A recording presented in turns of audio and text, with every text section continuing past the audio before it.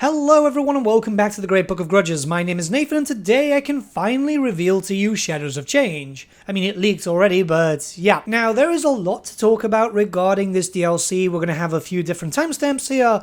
The main thing is, keep in mind there's certain things that I can't talk about just yet due to NDAs following certain embargoes. But don't you worry, once I can reveal my review, I will really go into it. Now, with that being said, what we're going to do is we're going to go over the trailer first, as past Nathan recorded it with a first time viewing, so you're going to get a lot of genuine oohs and ahs. So yeah, let's just jump right into that.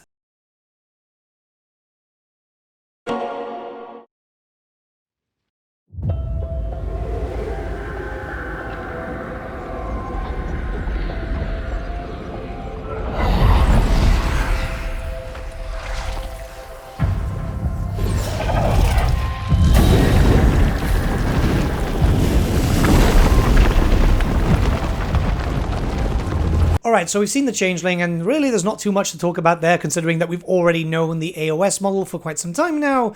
It's kind of cool with the whole transformation thing. That is going to be a mechanic in-game, apparently, but these ones look cool. These are Akshina ambushers. We were told about them in the preview event, so they are ranged infantry, very good at skirmishing. Of course, they couldn't get rid of the bear iconography, so more bears, technically. But, yeah, so we got a brand new KISLEV unit, something that we're pretty much expecting for Warhammer the Old World 2, as they fit the theme very, very well. What makes them very interesting is the Akshina used to be like the secret police in the Warhammer Fantasy setting. Yes, there was also the Crown Guard, and obviously that's been replaced with the Ice Court, but it's good to see certain things staying in canon. It's actually something that makes me smile a lot, to be honest.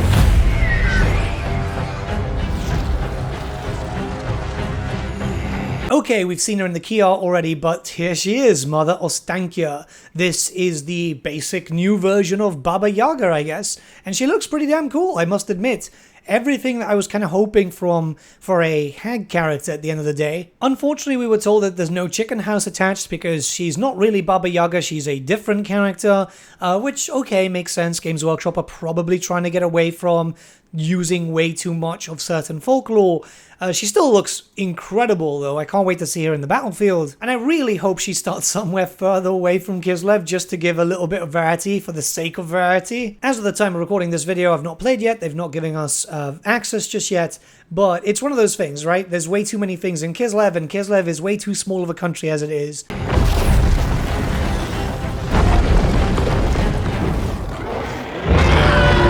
Okay, so this one is a really big one. Oh my god. So, we're getting two new units here for KISLEV. Two things which have never been attached to them in the lore before. The smaller ones that you can see right next to Mother Ostankya are a creature known as the Thing in the Woods. So this was the Mordheim teaser that Rich Aldridge put out in my interview. Okay, so completely left field. Oh my god. So the Thing in the Woods is actually a creature that is known in Mordheim. It's supposed to be something like a terrible hunter, something kind of eldritch horror type of situation. We don't know exactly what it is. I'm actually pleasantly surprised, I must admit. I'm a bit confused. There's obviously not really attached to KISLEV. The most of the Thing in the Woods that we do know is through Mordheim and the Empire. It obviously makes sense not to make it like, say, for example, an undead creature or a demonic creature. So at least it's staying as something strange. Obviously, hags use some really weird lore of magic, which unfortunately we've been told no lore of hags. So this could just be the representation of it. Now the really big thing right behind it, that big thing growling, that, my friends, is the Incarnate Elemental of Beasts. So something that again isn't attached to KISLEV, but is a rather large model, something that was released during a supplement of Warhammer Fantasy 8th edition. It is essentially the living essence of the lore of beasts. So pretty much anyone could actually use him, and it was mostly known to be attached to, you know, the Beastmen, which, by the way, the Beastmen can also use this, and also the Amber College too, which I don't know if they can use or not, so that's going to be something that I'm going to be checking out as soon as I get access, because wow, like, we get Forge World stuff during DLC. It's always the big ticket item, which kind of makes the DLC pop, especially when it's something really, really impressive. I wasn't expecting the Incarnate Elementals, that's for sure. It's something that, really, they're supposed to be hard to tame. It's very cool, though. It's really freaking cool. For the love of God, I really hope this isn't trailer magic and they're just that freaking big. I am a massive fan of these creatures. I actually have one too. They were very hard to come by back in the day. I really hope they're just absolutely ginormous. It's likely going to be trailer magic though, because it's usually how it works, and I imagine I'm going to be disappointed. But a man can dream, right? A man can dream. Alright, this is pretty interesting. So instead of a chicken house, Mother Ostankya will get a cauldron chariot, I guess that's what we can call it, pulled by the thing in the woods. So this is going to be something that we're going to see fairly often, I'm imagining. Yeah, I mean, that sounds kind of cool, to be honest. Hopefully the cauldron has some buffs and effects and so on, just to kind of make it a little bit better. Though I imagine it's going to be hitting very hard. If you've got the thing in the woods charging into you, you know that you're down for a bad time. Oh god, I miss Mordheim so much. This is just making me nostalgic.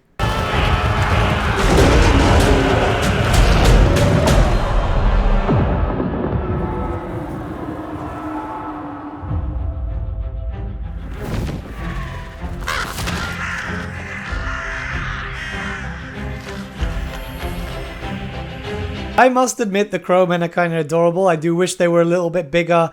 It's a unit rather than a hero, which is kind of a shame. I was expecting the crowmen to be some sort of assassin type hero, but I'm imagining we'll see some Cathayan assassins in the future. It's cute though, I must admit. Really, really small and cute. I'm imagining it's going to have very similar playstyles to Chaos Furies and Harpies and stuff, which isn't too much of a bad thing as long as they can get buffed up a little bit and won't be so garbage. The devoted Chaos Furies, for example, are very, very good, depending on the one that you're picking, mostly because of certain buffs that you can put onto it.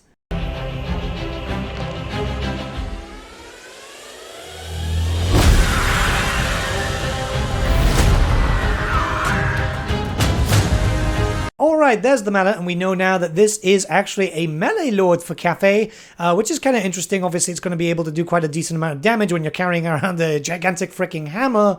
Looks really cool, too. Big fan of the design, something that I would love to paint up as a miniature, to be honest. I'm not too sure if Cathay really needed a melee lord just now, as really they needed a hero, but I mean, we're going to have to wait and see how he performs in the battlefield. Hopefully he can buff up the forces a little bit too, make him a bit more useful too.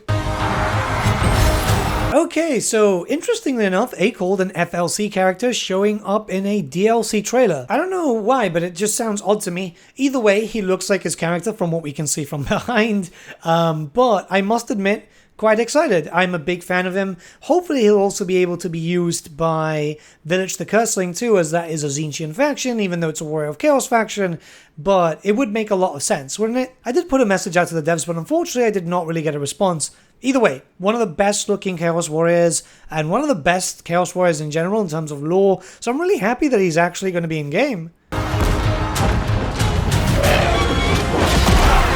Oh wow, a cockatrice. I wasn't really expecting that. Funny enough, I've actually just recently painted up 4 of them for Warhammer the Old World. Hopefully they'll be usable. I'm actually really surprised. God damn. So yeah, this is a flying monster, usually attributed to, say, for example, the Beastmen, the Warriors of Chaos 2. It's supposed to be heavy hitting. I know some people are going to be thinking, well, we already have a Manticore, but I don't know, man, the cockatrice just looks so much cooler than a Manticore. They're supposed to be extremely deadly in damage. Hopefully they'll be more useful than a Manticore itself. I'm actually just over the moon. Really weird. I wasn't expecting a cockatrice. I really wasn't expecting a cockatrice. And here we can see more of the Cathayan stuff, so obviously there is the Jade Lion, there is a Jet Lion too, and the Zhangju War Drum. So yeah, it's been confirmed already, at least we were told by the devs, that there's 4 units, including Lord and Hero choices by the way, for each faction, which I will be very honest, does seem a little bit small. Not great. We'll talk about that a little bit later. It does seem like they're going for the flashy units though. I'm really curious about the War Drum. The Lions are bigger than I expected, in all honesty. I was expecting them to be a little bit smaller to be mount options too. Really, really strange. Obviously, that's more attributed to the fact that that's how the models used to be way back in the day, I believe, what, 3rd edition for Grand Cathay? It's a long time ago, and obviously things are changing because the army is being redone. So expectations I really shouldn't have for Grand Cathay, but I still kind of keep to them. Okay, and we have our hero choice here, the Blue Scribes. I will be very honest with you, I like the character, but it's something that wasn't really used in the tabletop a lot. It's a bit weird, in my opinion, that TZEENTCH is getting 2 legendary heroes in one go. I really thought that it could have been 1 Cathay and 1 TZEENTCH, as we already had technically one for KISLEV when it came to the whole previous DLC. It just makes me think about the future, because obviously we do know the next 2 DLCs coming up. We've got Thrones of Decay and then an unnamed Slaanesh one, so hopefully the legendary heroes get kind of, you know, divided, not just everything focusing on the same faction. That being said, it's not really a bad thing that we are getting the Blue Scribes. They are kind of cool, it's kind of nice, they've got some interesting lore. We will have a lore video on them very soon, so yeah, I mean, why not?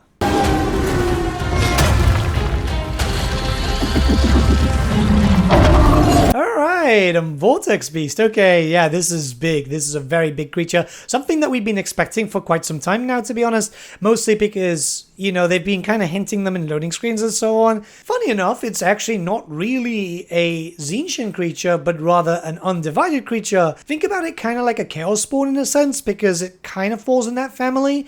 I'm actually really happy. Hopefully the Warriors of Chaos will get to use these too, because it'll be just kind of funny. And in general, I mean, goddamn, it looks pretty damn impressive, doesn't it? There's certain things when it comes to Games Workshop that the big creatures always had like really good designs. The older ones just kind of seemed a bit bleh, but this is definitely one of those really good ones. So I've had it confirmed that these are supposed to be Zangors, and they are unfortunately not the Age of Sigmar style. I'm kind of disappointed about that, if I can be completely honest with you, as the demons got updated with their new look, and it's a bit of a shame that the Zangors are not going to look like the more avian type of beastmen. So what we can see here is they've got hand weapons and shield. They're going to be fairly tanky. They're also going to be usable by the beastmen. This is also being confirmed. It does make me worry in the future when we do get Khorngors, Slangors, and Pestigors, as they do need to look fairly unique. Recolor isn't really great for something like God Touch Gors. They're supposed to be really elevated. They're supposed to be mutated. It's a little bit of an issue. Maybe Games Workshop wouldn't allow it, or maybe Creative Assembly just didn't want to do it, but I would hope that they would provide some answers regarding that.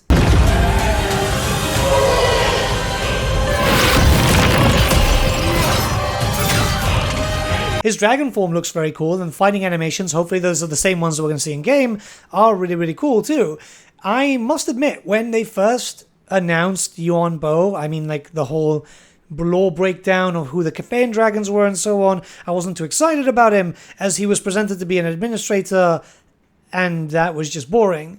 This makes him look a lot better. This does make him look a lot more interesting. I must admit, quite fairly surprised that he just wasn't really talked about too well originally. It's nice to see one of the dragon children also fighting with a weapon, as the other ones are just like, you know, very martial artsy, whereas sometimes you just really gotta hit something. So there's not a lot of information when it comes to the trailer itself. There's not really a lot of units too, if I can be completely honest. But I'm sure that we'll be able to talk about that as access does come into us. I don't know when that's happening.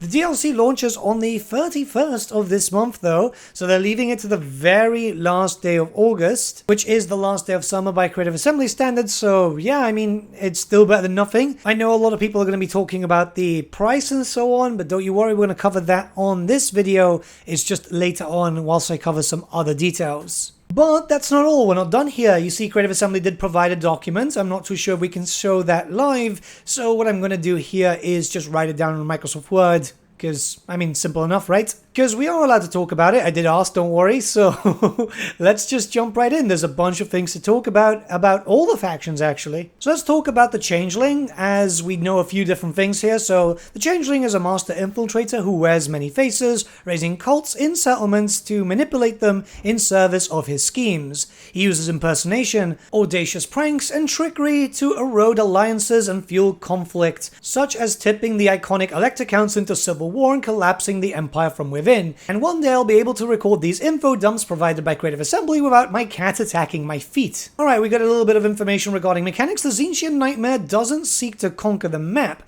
only to create opportunities for his schemes to succeed. Minor schemes include building cults, within enemy cities, which escalate to grand schemes that can include manipulating characters into attacking each other.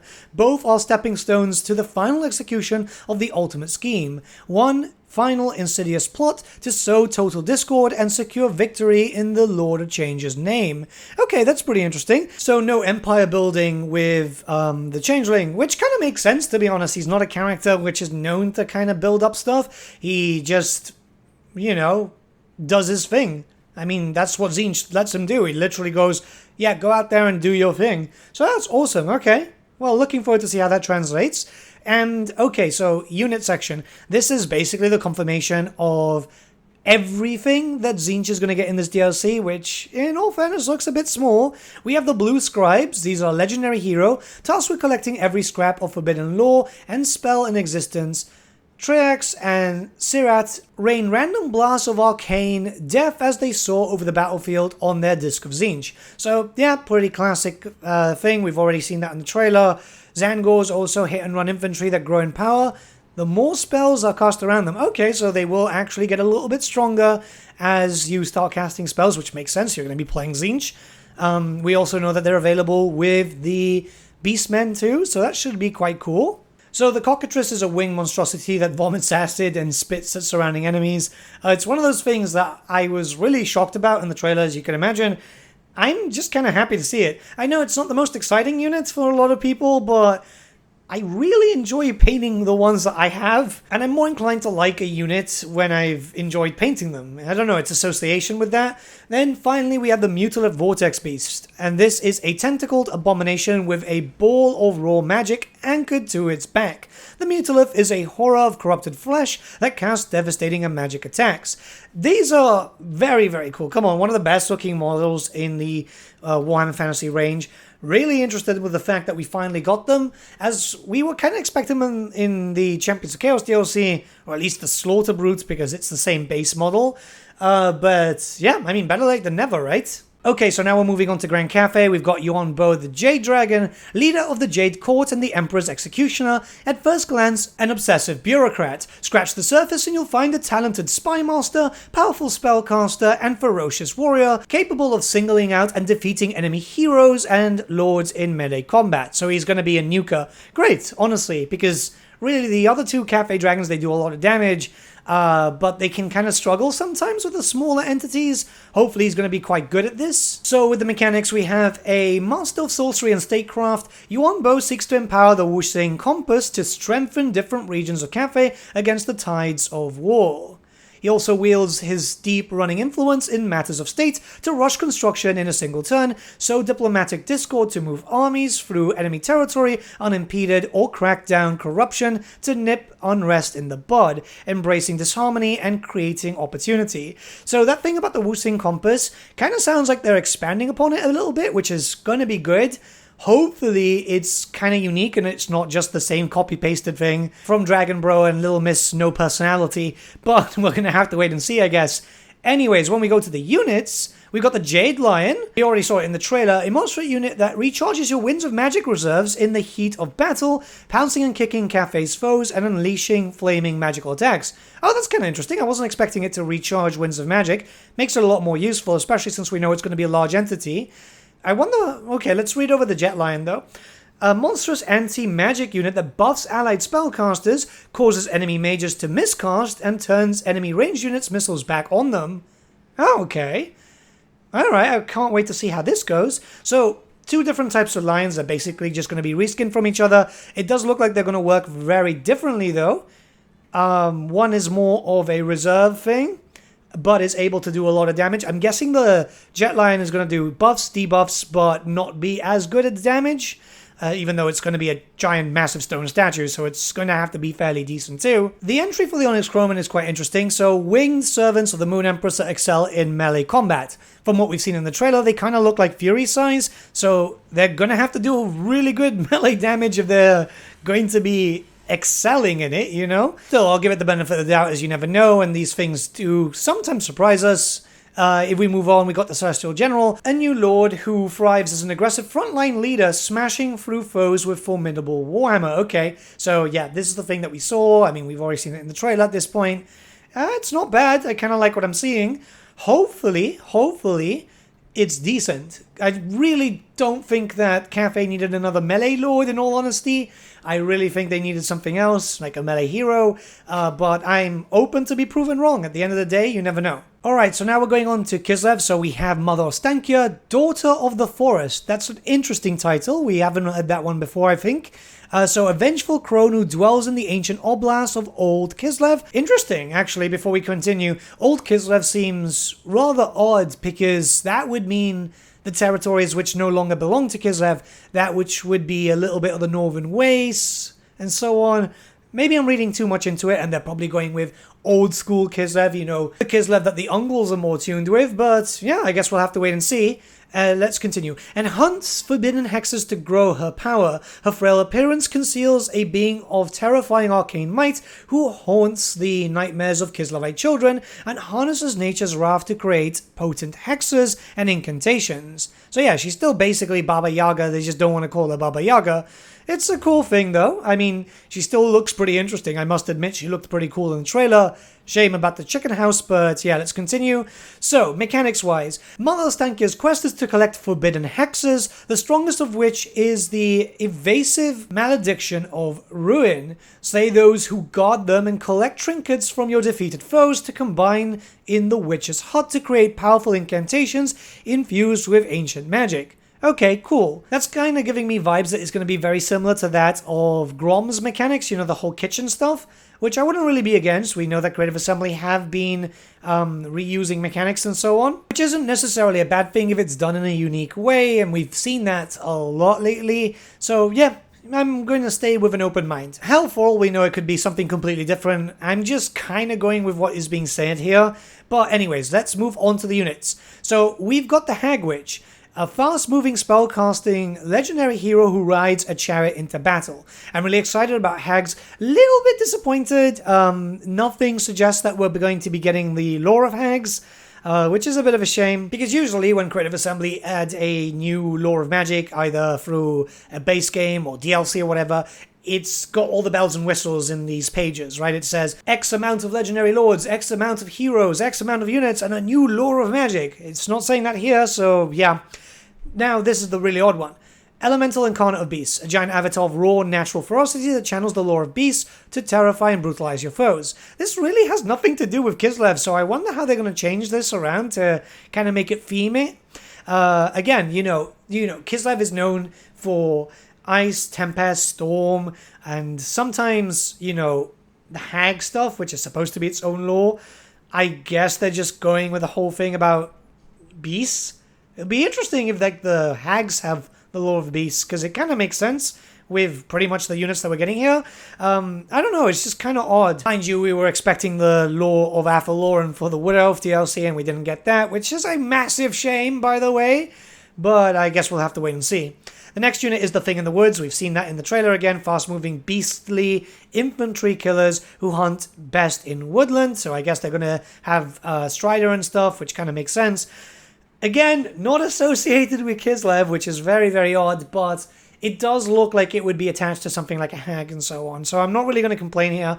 Hell, I'm just happy we're getting one of those models. You know, like the Thing in the Woods is something from the Mordheim minigame. So it's actually really, really interesting that we're getting something which a lot of people would just not expect, I guess. Like, put it this way, I'm not a gambling person, but if you would have told me the Thing in the Woods is coming in a DLC for KISLEV, I would have bet a fiver to say that it's not. So, yeah, color me stupid here. Anyways, the last unit is the Akshina Rangers, bear-clad skirmishers who can hide in plain sight, so I guess they'll have stalk, and are most effective when fighting in the forest. I mean, that's kind of cool, isn't it? I mean, they look cool from what we've seen. At the end of the day, a description is interesting, but seeing them in action is probably the best way to go. Hopefully it won't be too long until Creative Assembly start doing the whole Let's Plays and stuff. Usually that's, I think, a little bit later from announce.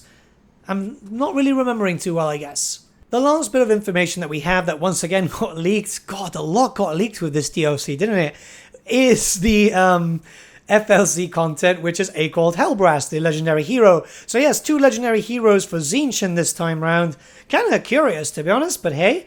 So, pursued to the edge of the Chaos Wastes and saved from the brink of death, he was reborn as a champion of TZEENTCH. Additional changes? Oh, okay, they're just skipping any other narrative, just going straight into the next part. Additional changes coming with patch 4.0 include improvements to campaign, AI, let's hope that's true, garrisons, new landmarks for legacy factions, and expanded difficulty settings. Okay, well that's not too bad. Yeah, I mean, it looks promising. Obviously, there is the big thing which a lot of people are going to be mad about. I'm assuming there's a lot of angry comments down below. We're going to be covering that a little bit in this video. I think the main thing here is we have to wait and see, and hopefully it's good content. I like the units revealed, I like the characters revealed. There's certain things that I'm not too keen on, and there's certainly a few things that are 100% missing that should be here, but we'll talk about it as time progresses, and obviously when I eventually get access and be able to start dropping some content.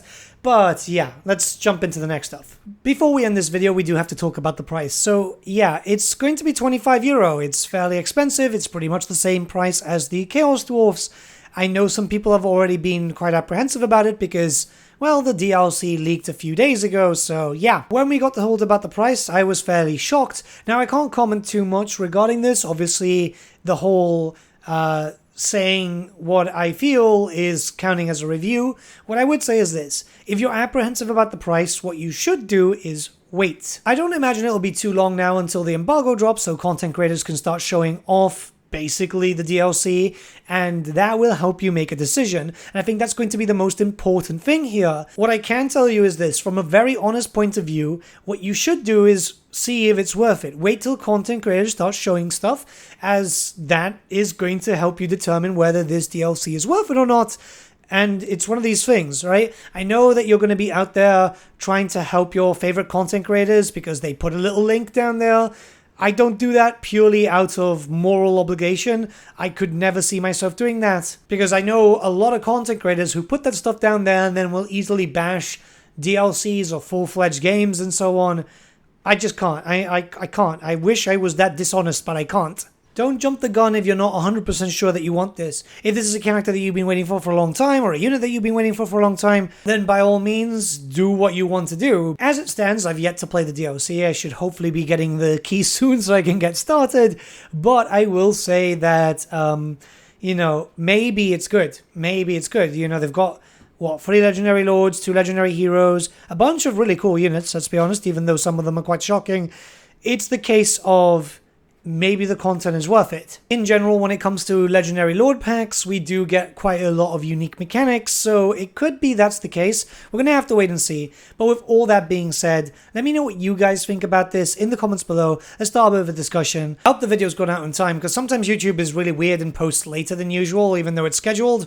I don't know why. But yeah, have a great day, everyone, and hopefully soon I'll be able to share my schedule. See you soon.